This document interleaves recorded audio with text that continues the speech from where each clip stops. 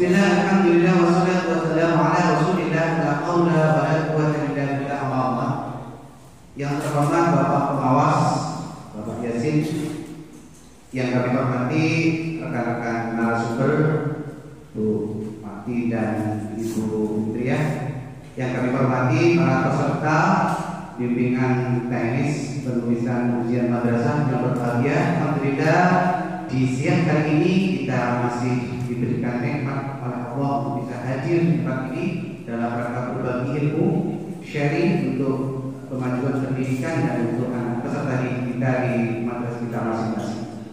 Bapak Ibu yang berbahagia, saya akan melanjutkan materi yang sudah disampaikan oleh kedua narasumber yang insya Allah sudah dipahami oleh Bapak Ibu semua.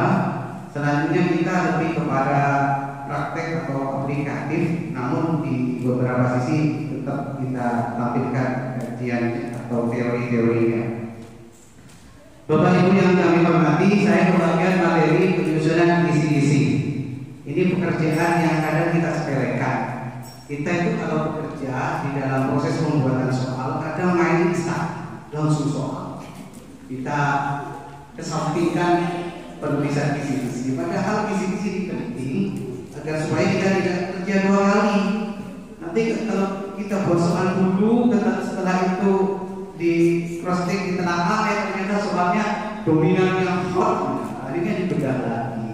Tetapi kalau kita lewati tahapannya sesuai prosedur yang berlaku, kita buat dulu kisi-kisi. Di kisi-kisi itu kita bisa menentukan level soalnya, ya, tingkat kesukarannya juga bisa ditentukan dari awal. Ya, itu Bapak Ibu yang berbahagia, sama seperti pada tahun-tahun sebelumnya. Jadi untuk kisi-kisi ini tidak banyak perubahan, tetap istilahnya itu komponennya ya sama seperti yang bisa Bapak Ibu lihat. Jadi dari awal membuat judul dulu. Untuk apa itu kisi-kisi? Apa untuk PAT, penilaian akhir tahun, atau untuk penilaian akhir semester? Karena kita di beberapa hari kali ini itu untuk membuat soal ujian madrasah, maka kita lebih fokus penjelasannya kepada ujian madrasah. Sebagaimana yang sudah disampaikan tadi bahwa ujian madrasah di tahun ini berbeda dengan tahun-tahun sebelumnya.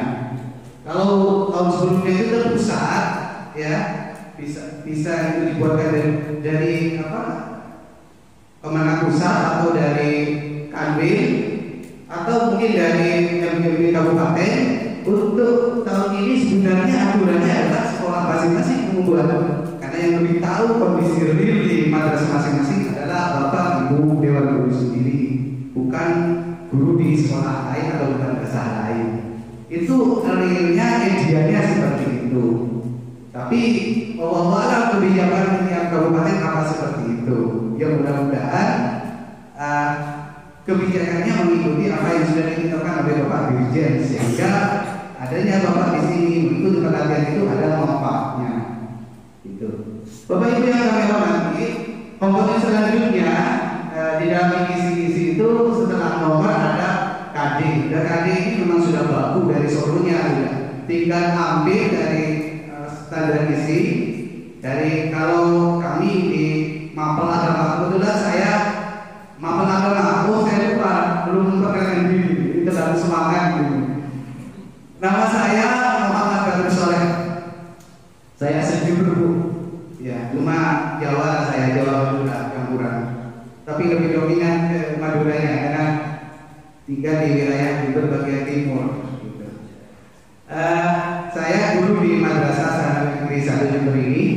Sebelum di sini, saya bersama Juli dulu 3 tahun di MTS Negeri Mumbulsari, penempatan pertama. Rumah saya di Mumbulsari. Mumbulsari, saya ngajar Mumbulsari dulu. Mengalami suka duka perjuangan seorang PNS 52 kilo bolak-balik sama hari. Kecuali hari dulu. Alhamdulillah sejak 2012 saya bisa mutasi ke tempat yang lebih dekat. Sebenarnya saya merasa di Mumbulsari, tapi karena faktor jalan itu yang harus saya pilihkan demi kesehatan dan kelanjutannya, saya pindah ke sini dan sudah sekitar 8 tahun saya sama Bu Ika ini dengan saya. Bu Ika ini dulu yang negeri satu Jember. Itu Bapak Ibu, sebelumnya saya sudah mengajar itu sejak tahun 1999, tapi di swasta. Dan Bapak Ibu ini banyak yang swasta. Saya merasakan menjadi guru GTT itu sekitar 10 tahun saya. Sebelum akhirnya ditakdirkan menjadi pegawai negeri. Jadi itu suka dukanya perjuangan menjadi guru. Bapak Ibu yang kami hormati, kita lanjut materinya.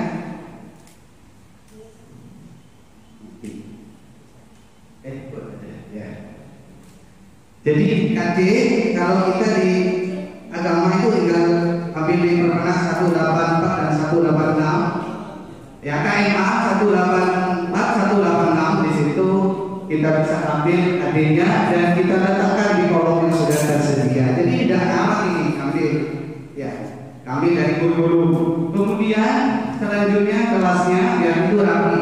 Kalau materinya ini adalah ujian madrasah yang mencakup materi dari kelas 7, itu ditampilkan ini materi kelas berapa, di KD kelas berapa dan semester berapa, beruntun secara sistematis. Kemudian ada IPK, indikator pencapaian kompetensi. Nah, ini kemudian kita bahasakan menggunakan kata kerja. Jadi kalau yang pertama KD-nya adalah menerapkan, contoh ya, lintas mapel tentu beda, tapi tidak jauh beda secara konsepnya sama, cuma kontennya yang beda.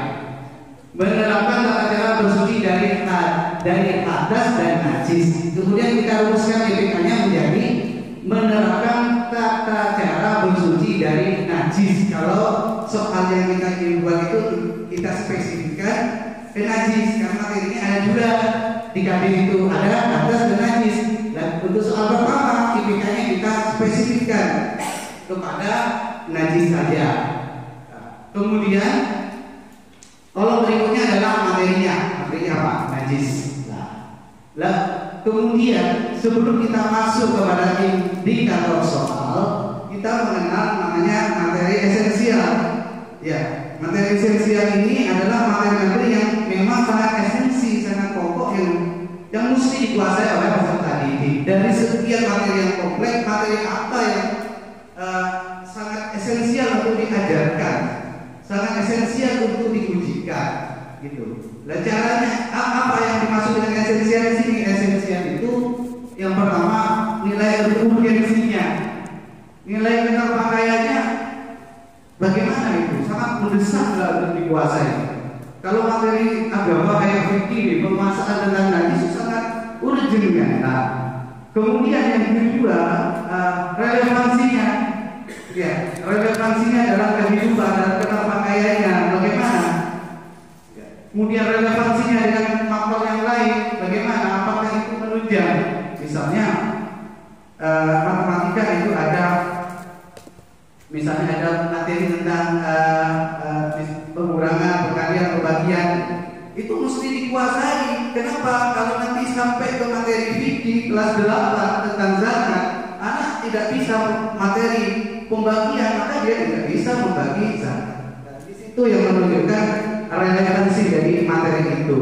Kemudian kontinuitasnya juga ada tersambungannya dengan materi-materi berikutnya itu yang menjadikan dasar pemilihan itu mesti dimasukkan di dalam soal yang harus ditunjukkan di dalam ujian. Seperti contoh najis. Ini semua paham semua, agama kan Bapak Ibu menerapkan semua. Najis kan banyak.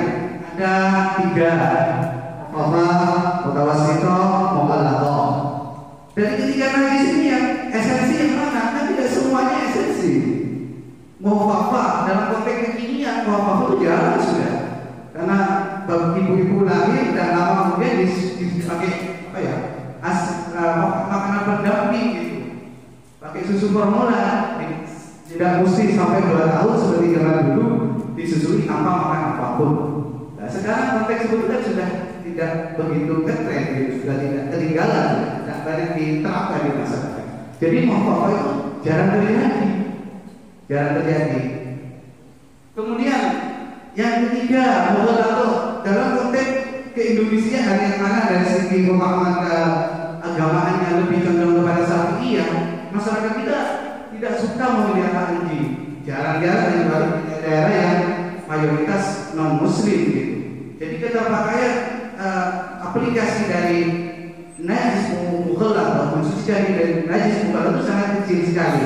Terus dari sini baru kita ketahui, kita paham bahwa yang paling esensi itu adalah materi tentang najis mutawassithah, najis yang sehari-hari itu sudah melekat dalam kehidupan kita. Misalnya tentang kotoran binatang dan sebagainya.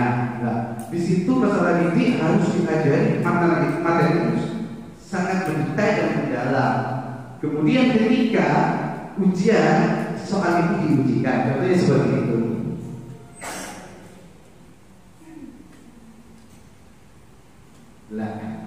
Terus dilanjut kemudian dari materi sudah bisa kita tentukan materinya tentang najis. Ya, dari najis itu kita breakdown lagi najis apa yang paling esensi, ketemu tadi najis mughalladhah atau mutawassithah. Kemudian kita narasikan dalam sebuah indikator soal. Bagaimana rumusan bahasanya disajikan ilustrasi tentang najis mutawassithah. Peserta ini dapat menentukan cara bersuci dari najis mutawassithah ainiyah, ini lebih khusus lagi, dengan tepat.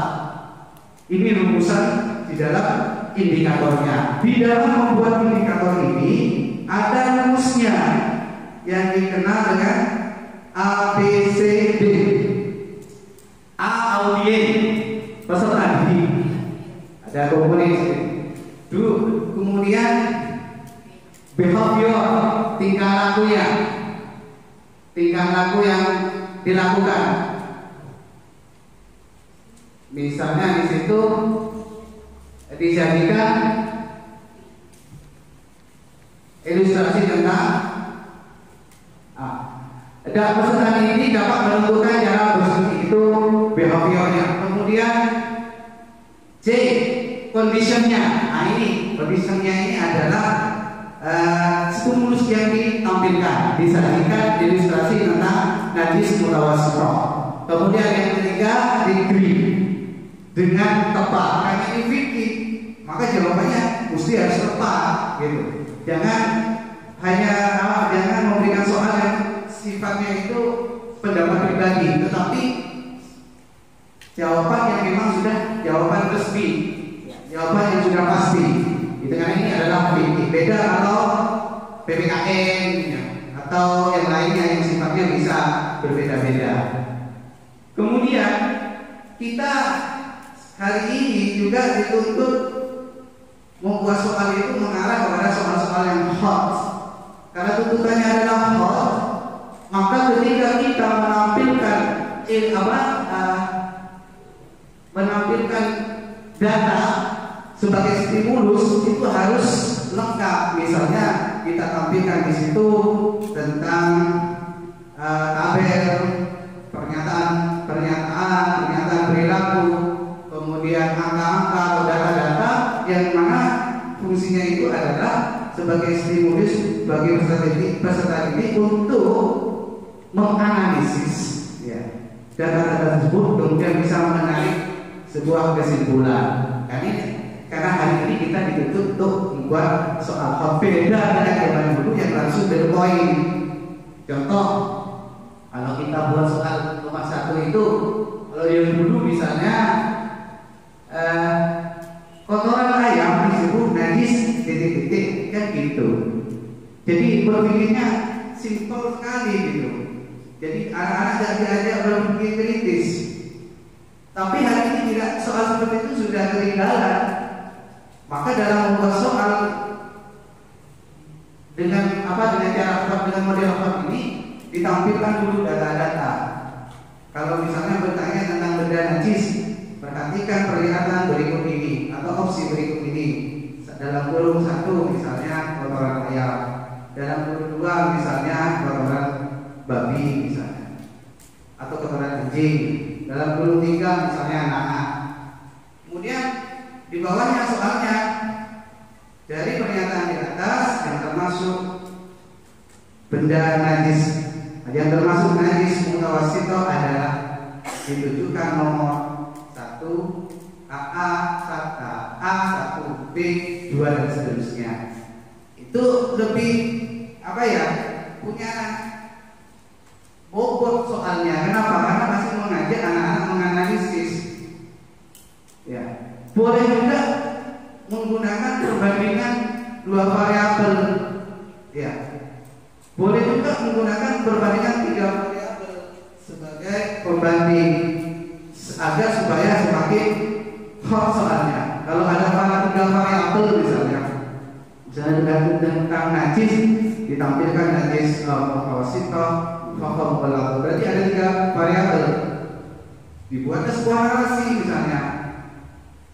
Ahmad pergi ke masjid, di tengah jalan dia menginjak kotoran ayam.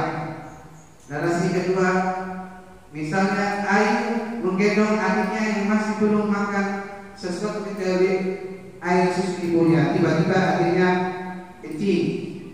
Yang ketiga misalnya Hasan bermain ke temannya yang beragama non muslim, yang beragama Nasrani misalnya. Tiba-tiba kakinya dijilat anjing misalnya, dan seterusnya. Itu perilaku yang ditampilkan. Di situ kemudian siswa diajak menganalisis dari setiap perilaku itu. Misalnya kalau pertanyaan tentang najis mutawassito, di manakah yang termasuk perilaku najis mutawassito? Nah, seperti itu. Tidak seperti dulu langsung pendek-pendek. Sekarang seperti itu. Belum lagi yang sebentar lagi kita terapkan ya, sedang yang AKM sama aksi ini itu lebih sedikit lagi. Bapak Ibu, jadi seperti itu tata cara kita membuat kisi-kisi. Selanjutnya pelevelan. Levelnya masuk level berapa? Ini masuk lot atau mod atau hot. Tadi sudah dijelaskan, harusnya maknanya pemahaman kita terhadap lot mod hot ini baru kita mudah dalam menentukan indikator ini masuk yang mana. Nah, kalau itu hanya sekedar mengingat, merecall ya, yang masuk D1 itu ya, masuk level 1, atau juga hanya tahapan memahami, itu masih masuk D1. Tetapi kalau sudah masuk di penerapan, karena fikih itu banyak masalah penerapan ya, penerapan di sehari-hari, masuk kepada C2. Apalagi sudah masuk di ranah yang ketiga, yaitu menganalisis. Ya, bisa saja itu menganalisis data dan itu agak kompleks sehingga bisa masuk kategori suka. Sekali lagi saya juga menyampaikan tadi dijelaskan oleh narasumber bahwa tidak semua soal hot itu harus sulit, karena yang dimaksud hot itu bukan dari segi kata-katanya hot ya. Tetapi hot itu harus memiliki beberapa kriteria. Yang pertama, di dalam hot itu yang dituntut adalah berpikir kritis, sehingga kemudian siswa diberikan sekian data, baik itu berupa numerasi atau literasi dari teks bacaan itu, kemudian dia bisa mengkritisi. Ya. Juga yang kedua, siswa dituntut untuk berpikir kreatif. Ya. Yang ketiga, siswa dituntut untuk bisa menyelesaikan masalah, problem solving. Ya. Kemudian siswa juga dituntut untuk bisa mencipta, mengkreasi, karena itu adalah kebutuhan abad 2001. Jadi kalau kita itu sebagai guru kok sulit-sulit, apalagi di pandemi ini, peserta didik tidak bertemu, jarang-jarang memang diajari dari jarak jauh, soalnya kok rumit-rumit ya, sulit-sulit gitu. Bagaimana itu? Apa tidak hanya main-main saja gitu? Artinya diberi soal sulit, malah tidak dikerjakan gitu. Nah, Ya memang kondisinya seperti ini, tetapi proses berpikir ilmiahnya itu tetap harus diajarkan. Oh, tadi yang sudah saya jelaskan itu tidak mesti sulit, tapi hanya mengajarkan bagaimana anak itu di dalam menyelesaikan problematika kehidupannya itu dia selalu menghadapkan cara berpikir ilmiah gitu, yang semua berdasarkan data-data gitu. Tidak langsung mendengarkan satu informasi langsung difonis, tapi dia harus membandingkan sekian informasi. Dari sekian informasi itu dia bisa menganalisis mana informasi yang benar. Dan buktinya sekarang ini aja di mana kita mengenal istilah apa itu hoax. Orang belum menganalisis sesuatu dapat satu info langsung dibenarkan. Itu cara kerja berpikir tidak ilmiah itu. Kalau kita yang ilmiah, bagaimana yang ilmiah? Membandingkan dulu dengan data-data yang lain, baru menarik kesimpulan. Nah, sebenarnya kita memberikan soal-soal hal itu melalui seperti itu, ya, melalui seperti itu. Jadi tidak mesti sulit, boleh saja itu soalnya itu sangat mudah sekali, ya. Tetapi anak tetap diajak berpikir kreatif, kritis gitu. Seperti itu Bapak Ibu. Kemudian isi-isi itu ada yang tertutup dan terbuka. Kalau ini sudah terbuka tertutup, ini nomor satu ya. Terbuka tertutup nomor satu Ibu, Bapak Ibu. Tidak kelihatan. Itu nomor satu itu sudah kisi-kisi yang tertutup. Kenapa? Karena sudah dijelaskan secara spesifik najis mutawasito ainnya. Jadi ini soalnya kalau kita teruskan dalam soalnya sudah mengerucut, sudah mengarah ya kepada soal tentang najis mutawasito ainnya. Ya. Tetapi juga ada kisi-kisi yang terbuka, karena mungkin soalnya mau dibuat menjadi beberapa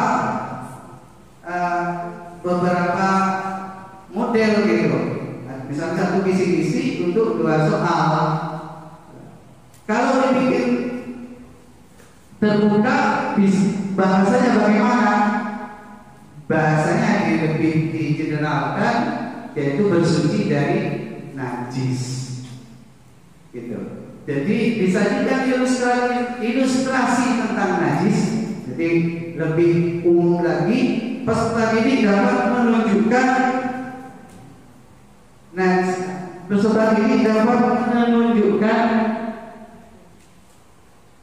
najis dengan tepat. Karena sifatnya ini terbuka, boleh jadi soal itu di dalam rumusan soalnya adalah soal tentang najis mughalladhah. Soal paket A-nya, paket B-nya mungkin soal tentang mutawassithah. Yang penting setara gitu, seimbang, tingkat kesulitannya sama. Jangan sampai yang paket A terlalu berat, paket B-nya ringan. Jadi seperti itu yang terbuka. Misalnya kisi-kisi uang BR ataupun itu sifatnya biasanya terbuka. Di dari pusat biasanya itu ada kalau tahun dulu sebelum COVID ini itu kisi-kisi yang diberikan ke madrasah itu yang terbuka. Ada 27 kisi-kisi, sehingga saya 20. Kemudian 27 kisi-kisi itu dijadikan menjadi 50 soal. Kalau yang sekarang kayaknya langsung dapat mentahan ya. Langsung dapat jadi langsung kisi-kisi 50 soal khusus yang buat BN. Kalau yang khusus BN yang umum nanti saya karena yang buat sendiri. Tapi kalau tidak sama lah. Tata caranya seperti itu. Bagaimana Bapak Ibu? Ada pertanyaan masih tentang kisi-kisi ini? Sebelum kita lanjut ke soalnya, apa sudah jelas? Walaupun ini pekerjaan yang sering ditinggal, ke depan mungkin ini tetap kita pakai gitu. Sebelum kita membuat soal, kita buat dulu kisi-kisinya. Karena memang seperti itu prosedurnya. Kalau tidak ada pertanyaan kita lanjut ke cara membuat soalnya.